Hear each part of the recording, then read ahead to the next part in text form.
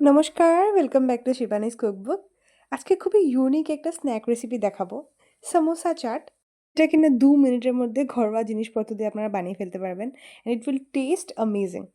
ফার্স্টেই আমি একটা সামোসা নিয়ে নিয়েছি আর ওটাকে ম্যাশ করে দিয়েছি, অ্যান্ড তারপরে voila, I added some tomato ketchup.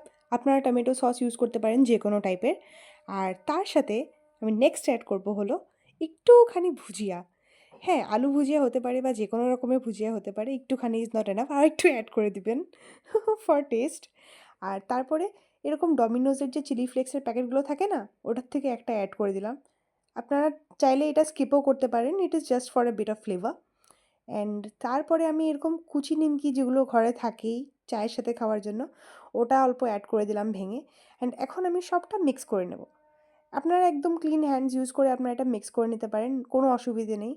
আর এখন এটার ফ্লেভার আসা স্টার্ট হয়ে যাবে, আপনারা নিশ্চয়ই দেখেই বুঝতে পেরেছেন যে এটার টেস্টটা কতটা ভালো হতে চলেছে। এরপরে আমার মা বলল, একটু পেঁয়াজ কুচি অ্যাড করে দে, টেস্টটা আরও ভালো আসবে। তো আমি পেঁয়াজ কুচি অ্যাড করে দিলাম। আর আপনারা চাইলে লঙ্কা কুচিও অ্যাড করতে পারেন, আমি ঝাল কম খাই তাই লঙ্কাটা অ্যাভয়েড করেছি। আর চিলি ফ্লেক্স তো আছেই ঝালের জন্য। অ্যান্ড এরপরে জাস্ট বাটিটা নিয়ে বসে পড়ুন আর খেয়ে দেখুন।